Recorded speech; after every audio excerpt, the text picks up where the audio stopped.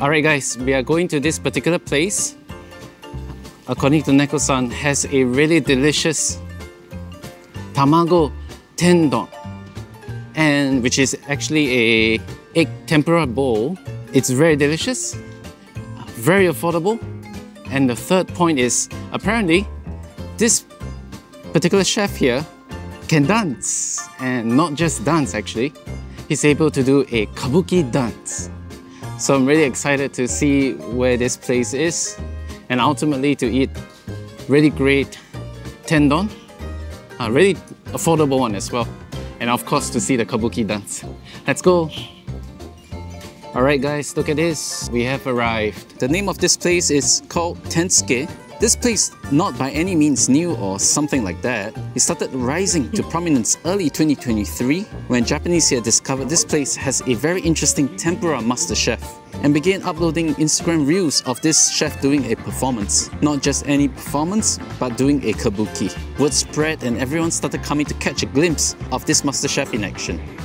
Well, I guess fortunately the weather is not too warm today. Unlike the many different times that we queue and all that. Probably one of the more relaxing one. Well, some of you guys might be wondering how come certain situations I'm speaking really softly, and that's because the entire place that we are in, the street that we're in, is actually really quiet and I don't really want to disturb the peace here by speaking really loudly. So I'll do my best. Apparently this tendon we are eating is around about 1,600 yen. That's pretty not too bad. And on top of it, we have 7 different tempura components that will come along the way. So really excited to see what these 7 components are. And also definitely looking forward to the kabuki dance, if possible. But definitely certain elements of luck involved that we have to be in front of the chef. Hopefully, fingers crossed. While we await to get in, here are 5 fun facts about tempura you never knew. Fun fact number 1. Did you know that the tempura dish did not originate from Japan? It was introduced to the Japanese during the Muromachi period by the Portuguese. Bet you didn't know this, ain't it? And this leads me to my second fun fact. The Portuguese called it tempuras, which means a day held during the 4 seasons. Basically, it is a day of fast. And during this day, they couldn't eat meat, but eat vegetables and fish, coated in flour. And this explains why usually in a tempura set, you see vegetable tempuras. Fun fact number 3. Tempura was a dish reserved for the rich nobles and samurai, as oil was scarce during the early periods of Japan. And it was only during the Edo period where oil became mainstream and tempura was readily made available to the general masses as a form of street food. Fun fact number 4. I bet you don't know about this one. Even tempuras are different in both Kanto and Kansai regions. Tempuras in Kanto regions are often fried in sesame oil because seafood tempuras are popular here. And due to this, the locals in Kanto regions usually will match tempura with sweet and spicy dipping sauce that are grated with daikon to reduce the aftertaste.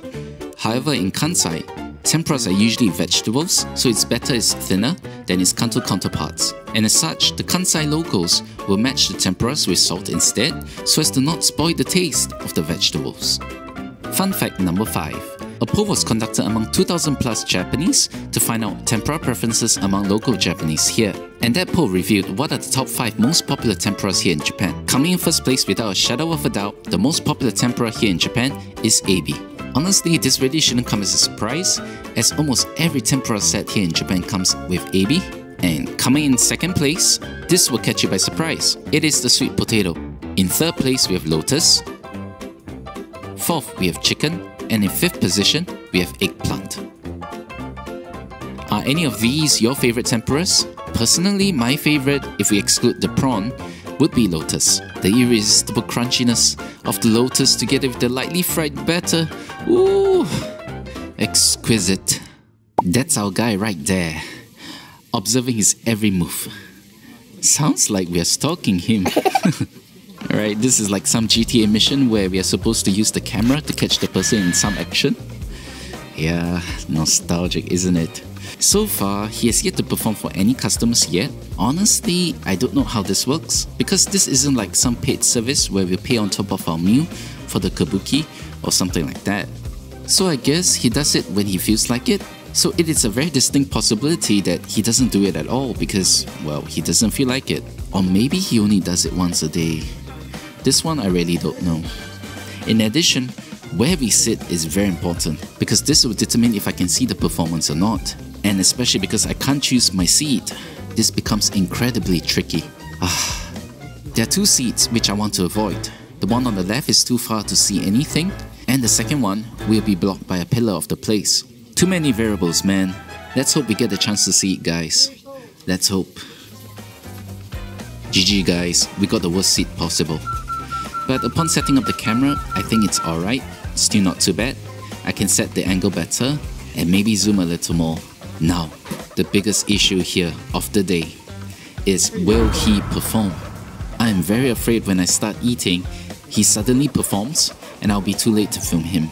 Yeah, so the question that's swirling in my head right now is, should I eat or wait? Sorry guys, it doesn't seem like he'll be doing it today. This is a huge pity, but I can't wait anymore. There are many people waiting to get into the shop. Let me start with the food review. Yep, so this is the Tamago tempura. Wait, what? Did my man just signal to me he's about to perform? Oh yes, he did!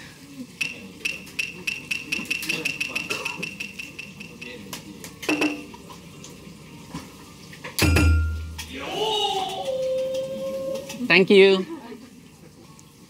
You know, it doesn't seem like much, but I really appreciate the interaction the chef has with his customers. Now back to the egg tempura.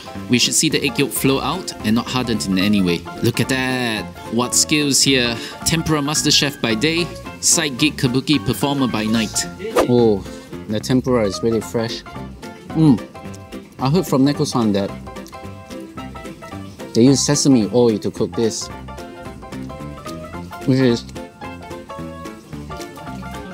which is very unusual. But the taste, very aromatic taste from the sesame that I can, just very unique tempura here, especially the batter. Let's try the AB tempura. Some of the sauce. The AB is really fresh. The batter itself is fragrant, crispy, wonderful. Each and every tempura is cooked to perfection, crispy on the outside and cooked just nice, soft on the inside. The batter is not too heavy and tastes fresh. I can continue eating without feeling tired.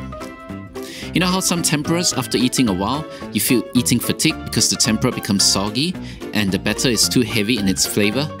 This is different. I don't feel any eating fatigue at all and eagerly anticipate the next tempura.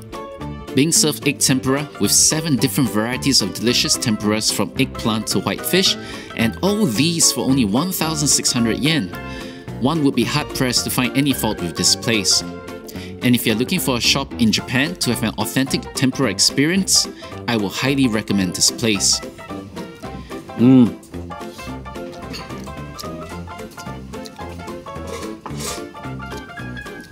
Especially for tempura, once it's fresh, the only thing left is actually the batter itself. That has to be good. But once that is done, you really have a complete package, you know? You don't have to go really complicated with this. Once those two components fresh meat, fresh batter, well cooked, with the expert skill from the chef itself, it's over, finished, perfect dish. The crumbs itself is just magnificent. It's a while now since they served this. Still really crispy. Not soggy one bit. Wonderful. Over here right now, we have the squid, ika. Now it seems like it's very soft. And if it's so, it's going to be a huge pleasant surprise. Because the thing with tempura ika is once it's being fried like that, the meat tends to harden on the inside. Yeah, it becomes very stiff. But if this is really soft, it speaks to the skills of the chef. Look at this, guys. Very soft, very fresh. Really, really very, very, very soft. I'm finished. And see. And now for the final boss. Look at this. A prawn platter, look at that. Prawn platter, look at the size of this thing. Wonderful, isn't it? Look at that. Ooh. Let's try. It's actually individual prawns inside. Strange enough, I don't get tired eating the batter, which is a good sign, because usually for tempura, after a while one will get tired of the batter, but this one really fresh still. I'm not tired of it. Arigatou gozaimasu. Bye bye. Bye bye. Oh my goodness, look at the number of people still queuing here, guys. Look at that.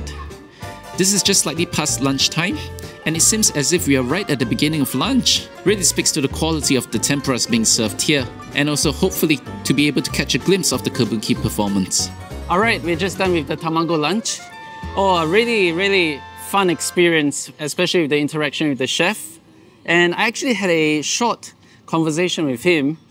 He asked me where I was from. I told him I was from Singapore. And then afterwards, he told me that he actually recently visited Singapore and he liked seafood in Singapore. Really pleasant whole eating experience. All the staff were really kind over there. Oh, and overall fun vibe to the entire lunch that I had. Wonderful. Food obviously top notch, really cheap. For 1,600 yen, you get around about 1 egg tempura with 7 different components. So a total of 8 different tempura components there in a particular meal. The rice, you can choose, how much you want. If you find this video delicious, do like it and do subscribe. Thank you so much for watching. Goodbye.